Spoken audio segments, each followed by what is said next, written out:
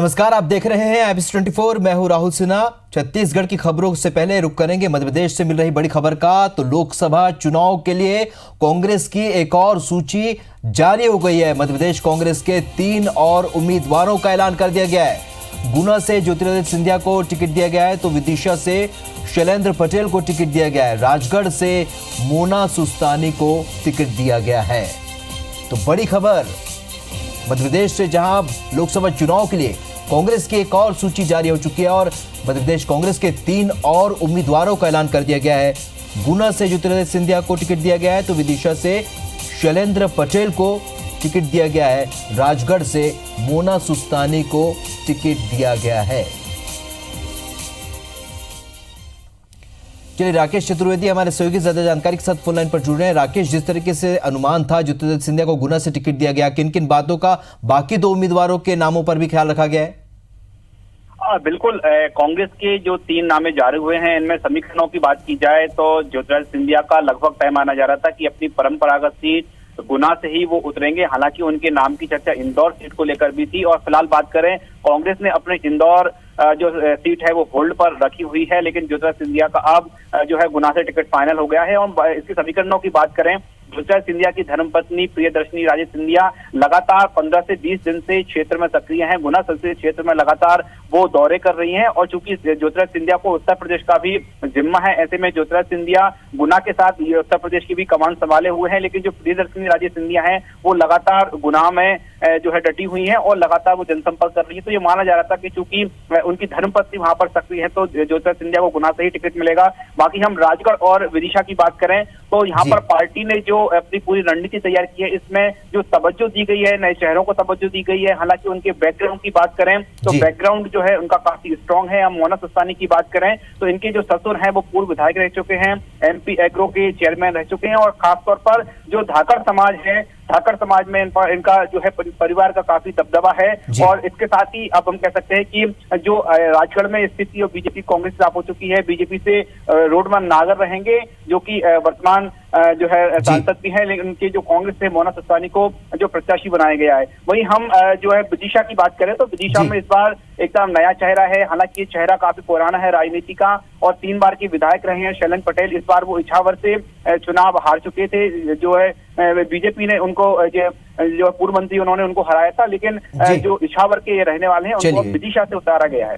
जी चलिए राकेश, तो कुल मिलाकर 3 नामों का ऐलान कर दिया है। सूची एक और जारी हो चुकी। कांग्रेस की सूची में 3 नाम ज्योतिरादित्य प्रमुख हैं और बाकी 2 नामों का ऐलान भी यहां पर कांग्रेस ने कर दिया है। चलिए बढ़ते हैं आगे और रुक करते हैं छत्तीसगढ़ की खबरों का। बात करते हैं बड़ी खबर की। बस्तर सीट पर मतदान का आंकड़ा 65% पहुंच चुका है। 1858 मतदान दल अब तक सकुशल लौट चुके हैं। 21 मतदान दल का वापस आना अभी बाकी है। सभी दलों के लौटने पर यह आंकड़ा और भी बढ़ सकता है। तो बस्तर सीट पर मतदान का आंकड़ा 65% तक पहुंच चुका है। 1858 मतदान दल अब तक सकुशल लौट चुके हैं। 21 मतदान दल का वापस आना अभी भी बाकी है। ऐसे में निर्वाचन आयोग का यह मानना है कि सभी दलों के लौटने पर यह आंकड़ा और बढ़ सकता है।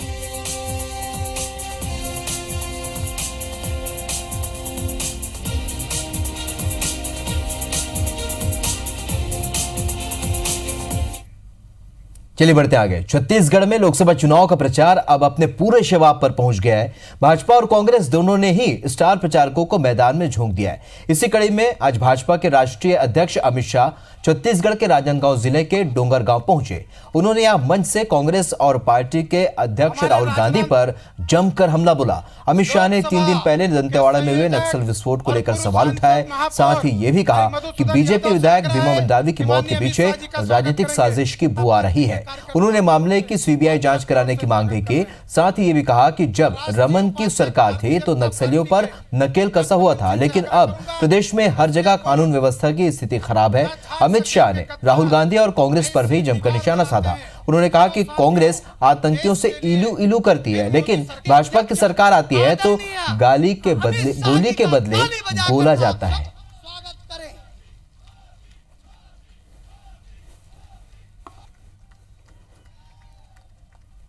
भीमा मंडावी के हत्या की जितनी डिटेल बाहर आती जाती है उसका जैसे जैसे अभ्यास करते हैं ये कोई सामान्य घटना नहीं लगती, इसके अंदर एक राजनीतिक षड्यंत्र की बू आती है मित्रों, कि अगर आपको कुछ छुपाना नहीं है, आपको कुछ छुपाने के लिए नहीं है, तो भीमा मंडावी की हत्या की जांच सीबीआई को देकर एक न्यूट्रल जांच करा दीजिए, तो दूध का दूध पानी का पानी हो जाए। जिस नक्सलवाद को हमारे मुख्यमंत्री रमन सिंह जी छत्तीसगढ़ के बाहर छोड़कर आए थे, वो नक्सलवाद माओवाद फिर से सर उठाने लगा है और देश भर में ये सारी बातों का एक संदेश गया है।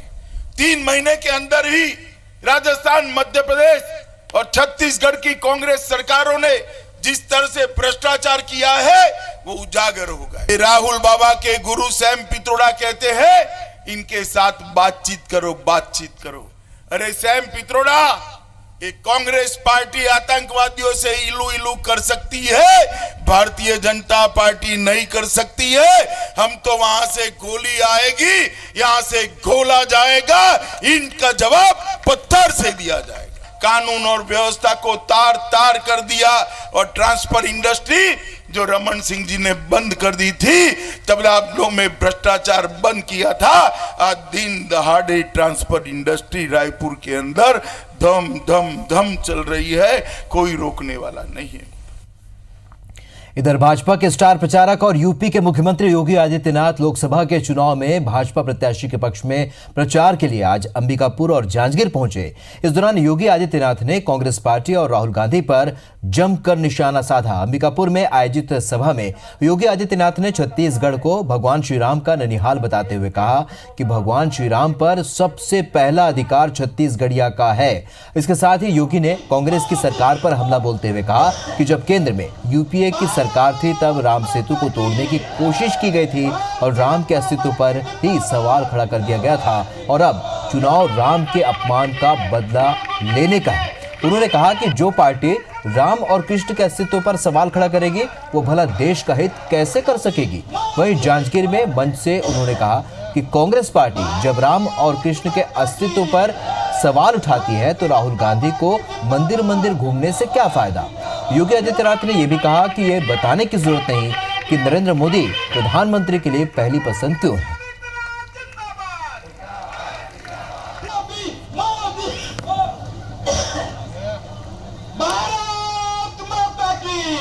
मोदी जी के लिए सब कुछ मुमकिन है, तो फिर हम सबका संकल्प होना चाहिए।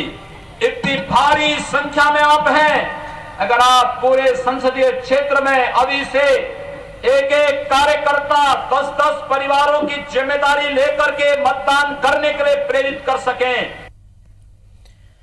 दंतेवाड़ा के बीजेपी विधायक भीमा मंडावी की हत्या की जिम्मेदारी दरभा नक्सल कमेटी ने ली है, जिस पर प्रतिक्रिया देते हुए पूर्व सीएम रमन सिंह ने कहा है कि यह अजीब बात है कि नक्सलियों ने पोल खोल दिया। नक्सलियों ने कबूल किया है कि मंडावी सड़क के निर्माण, बिजली, स्कूल जैसे विकास के कार्य करा रहे थे, लिहाजा उन्होंने मारा। रमन सिंह ने कहा कि शायद कांग्रेस को दिखाई नहीं देता या सुनाई भी नहीं देता। सबके सामने भीमा की पत्नी ने कहा कि वो जांच से संतुष्ट नहीं है, घटना की उच्च स्तरीय जांच हो। लगातार पूरे बस्तर से भी मांग उठ रही है कि इस मामले की सीबीआई जांच होनी चाहिए। ये सुनते भी नहीं, देखते भी नहीं, समझते भी नहीं, दुर्भाग्य ही है। मगर हम चाहेंगे कि इसमें मुख्यमंत्री को स्वयं निर्णय लेना चाहिए। ये अकेले भीमा मंडावी की पत्नी की मांग नहीं है, पूरे बस्तर वालों की मांग है। बस्तर के लोग चाहते हैं कि इस पूरी घटना की सीबीआई जांच हो और मैं दोहराता हूं कि सीबीआई जांच कराना ही चाहिए। उसमें काहे के लिए कोताही का थानेदार स्तर का आदमी, टीआई स्तर का आदमी जांच करेगा? इतनी बड़ी घटना, एक विधायक चला गया। इधर छत्तीसगढ़ के मुख्यमंत्री भूपेश बघेल आज लगातार दूसरे दिन भी दुर्ग और बेमेतरा जिले के दौरे पर रहे। उन्होंने जिले के भिमौरी, दाढ़ी और खैरझिट्टी में चुनावी सभा को संबोधित करते हुए केंद्र की मोदी सरकार और प्रदेश की पूर्व रमन सरकार पर जमकर निशाना साधा। भूपेश बघेल ने उत्तर प्रदेश के मुख्यमंत्री योगी आदित्यनाथ के आयुष्मान भारत योजना को लेकर दिए गए बयान पर पलटवार करते हुए कहा कि योगी जी सीएम बनने से पूर्व एक संत थे और उन्हें झूठ नहीं बोलना चाहिए। आयुष्मान योजना के तहत छत्तीसगढ़ में 160 करोड़ रुपए भुगतान किया गया है। मुख्यमंत्री की चुनावी सभाओं के दौरान गृह मंत्री ताम्रध्वज साहू, कृषि मंत्री रविंद्र चौबे और गुरु रुद्र कुमार भी मौजूद रहे। योगी आदित्यनाथ जी मुख्यमंत्री बनने से पहले वो साधु थे, उनको ऐसा झूठ नहीं बोलना चाहिए। आयुष्मान योजना के तहत 160 करोड़ आयुष्मान योजना के तहत उनको भुगतान हुआ है। आयुष्मान योजना बंद नहीं हुआ है। छत्तीसगढ़ प्रदेश कांग्रेस कमेटी की लीगल सेल ने आज नमो टीवी की शिकायत सी विजिल ऐप से की है। शिकायत के कुछ समय बाद निर्वाचन आयोग की एक टीम राजीव भवन पहुंची, जहां नमो टीवी पर प्रसारित हो रहे विभिन्न कंटेंट को रिकॉर्ड कर पंचनामा तैयार किया गया। पीसीसी महामंत्री गिरीश देवांगन ने बताया कि कांग्रेस लीगल सेल ने ऐप के माध्यम से जानकारी दी कि चुनाव आयोग के निर्देश के बाद भी नमो टीवी पर भारत सरकार की विभिन्न योजनाओं में प्रधानमंत्री नरेंद्र मोदी वाले विज्ञापनों को प्रसारित किया जा रहा है। इतना ही नहीं, लोकसभा सत्र की कार्रवाई को भी दिखाया जा रहा है, जिसमें प्रधानमंत्री नरेंद्र मोदी अपनी सरकार का गुणगान करते हुए नजर आ रहे हैं। उन्होंने कहा कि निर्वाचन आयोग की टीम ने पूरे मामले को गंभीरता से लेते हुए जांच की है। हमें उम्मीद है कि नमो टीवी के प्रसारण पर कार्रवाई होगी। संवैधानिक संस्थाओं के आदेश की धज्जियां उड़ाई जा रही है, बहुत ही शर्मनाक है। और आप देखिए उसमें लोकसभा की गतिविधियों को भी रिकॉर्डेड गतिविधियों को भी दिखाकर आम जन को प्रभावित करने का प्रयास किया जा रहा है। वहीं सुप्रीम कोर्ट और चुनाव आयोग के निर्देशों के भी खुला उल्लंघन किया जा रहा है। छत्तीसगढ़ कांग्रेस ने देखो आईना मोदी जी शीर्षक से एक वीडियो जारी किया है। कांग्रेस के संचार प्रमुख शैलेश नितिन त्रिवेदी ने बताया कि इस वीडियो में प्रधानमंत्री नरेंद्र मोदी के विभिन्न रूपों को देखा जा सकता है। वीडियो में हमने ये बताने की कोशिश की है कि किस तरह से देश की जनता नोटबंदी, जीएसटी और अन्य भ्रष्टाचार से परेशान है। वहीं इस परेशानी को मोदी जी अपनी उपलब्धि मानते हैं। वीडियो में नरेंद्र मोदी के हमशक्ल वाराणसी के अभिनंदन पाठक ने अभिनय किया है। वीडियो में मोदी के हमशक्ल विकास के दावे करते हैं, लेकिन एक आदमकद आईने में कहानी कुछ और नजर आती है। और इस वीडियो को मुख्यमंत्री भूपेश बघेल ने भी अपने ट्विटर अकाउंट से साझा किया है। इससे पहले भी विधानसभा चुनाव के दौरान कांग्रेस आईटी सेल ने रमन का उल्टा चश्मा नामक वीडियो बनाया था, जिस पर भाजपाइयों ने काफी तीखी प्रतिक्रिया दी थी। इतना ही नहीं, मामले की शिकायत चुनाव आयोग तक से की गई थी।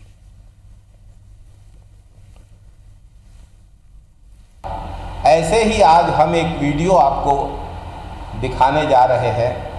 शीर्षक है आईना देखो मोदी जी। ये एक व्यंग्यात्मक गीत है, जिसमें हमने वही दिखाने की कोशिश की है जो भूपेश जी ने अपने पत्र में लिखा था। यूपीए की चेयरपर्सन और भारतीय राष्ट्रीय कांग्रेस की पूर्व अध्यक्ष श्रीमती सोनिया गांधी ने कल रायबरेली में अपना नामांकन पत्र दाखिल किया था। रायबरेली में सोनिया ने अपना नामांकन जिस जिला निर्वाचन अधिकारी के पास जमा किया, वो छत्तीसगढ़ के कोरिया जिले की बेटी है। जी हां, रायबरेली में इस वक्त कलेक्टर पद पर नेहा शर्मा है, जो बैकुंठपुर के मशहूर डॉक्टर और शर्मा हॉस्पिटल के संचालक डॉक्टर राकेश शर्मा की बेटी है। 2010 बैच की आईएएस नेहा को उत्तर प्रदेश कैडर मिला था। आपको बता दें कि नेहा शर्मा गाजियाबाद, बागपत, कानपुर, उन्नाव में एसडीएम रही हैं और इसके अलावा वे फूड कॉरपोरेशन मेरठ में कमिश्नर भी रही हैं। 2016 से 2.5 साल तक फिरोजाबाद के कलेक्टर रहने के बाद हाल ही में 2019 में उन्होंने रायबरेली में डीएम पद संभाला है।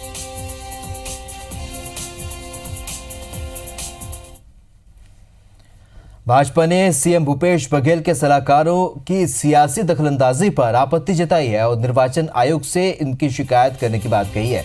भाजपा विधायक शिवरतन शर्मा के मुताबिक भूपेश बघेल के आदेश पर सामान्य प्रशासन विभाग ने रुचिर गर्ग, विनोद वर्मा, प्रदीप शर्मा और राजेश तिवारी की नियुक्ति सीएम के सलाहकारों के पद पर की है।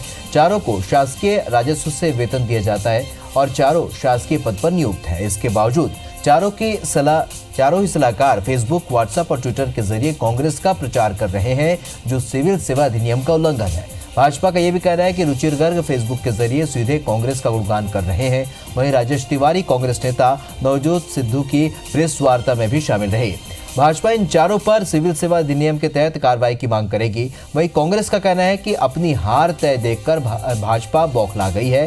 भाजपा लगातार झूठी और आधारहीन शिकायतें कर अपनी हार के बहाने तलाश करने में जुट गई है। राजेश तिवारी जी, श्री रुचिर गर्ग जी, श्री विनोद वर्मा जी और श्री प्रदीप शर्मा जी, चारों राजनीति करने में, सार्वजनिक मंचों में दिखने में भी इनको परहेज नहीं हो रहा है, जिसमें स्पष्ट किया गया है कि कोई भी शासकीय सेवक किसी राजनीतिक दल या किसी ऐसे संगठन जो राजनीति में भाग लेता हो का सदस्य नहीं बनेगा और न उससे अन्यथा संबंध रखेगा। आज हम लोग फिर शिकायत करने जा रहे हैं और उम्मीद करते हैं कि इस पे निर्वाचन आयोग कार्रवाई करेगा। दरअसल उनके पास उनकी केंद्र सरकार की 5 साल की उपलब्धियों के नाम पे शून्य है। भारतीय जनता पार्टी अपनी हार की बौखलाहट से, विधानसभा की हार की बौखलाहट से और आने वाले लोकसभा के चुनाव की हार की बौखलाहट से इस प्रकार के तमाम प्रश्न उठाएगी, क्योंकि उनके पास और इसके अलावा और कुछ बचा भी नहीं है।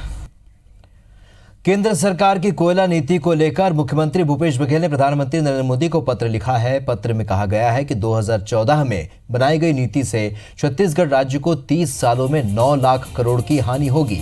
इस नीति से न तो राज्य के लिए कोल ब्लॉक आवंटन में आरक्षण की व्यवस्था है और न ही सस्ती दर पर उपयोग की व्यवस्था है, बल्कि राज्य के हिस्से में खनन से होने वाली समस्याओं को डाल दिया गया है। मुख्यमंत्री भूपेश बघेल इस बात पर भी उन्होंने आपत्ति जताई है कि कोल ब्लॉक आवंटन वाली कमेटी में राज्य के किसी प्रतिनिधि को जगह नहीं मिली है। भूपेश बघेल ने लिखा है कि 2014 से पहले राज्य में 42 कोल ब्लॉक थे, जिसमें से 16 सार्वजनिक उपक्रमों को आवंटित थे, लेकिन 2014 के बाद केवल 15 कोल ब्लॉक ही नए नियम से आवंटित हुए हैं, जिसमें से एक निरस्त हो गया।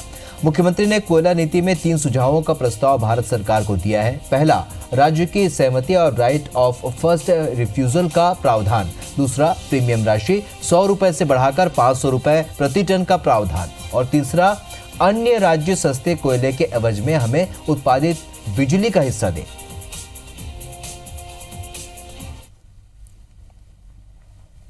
चलिए, छत्तीसगढ़ की खबरों में फिलहाल इतने, लेकिन ताजा अपडेट के लिए आप बने रहिए एब्स 24 के साथ। नमस्कार।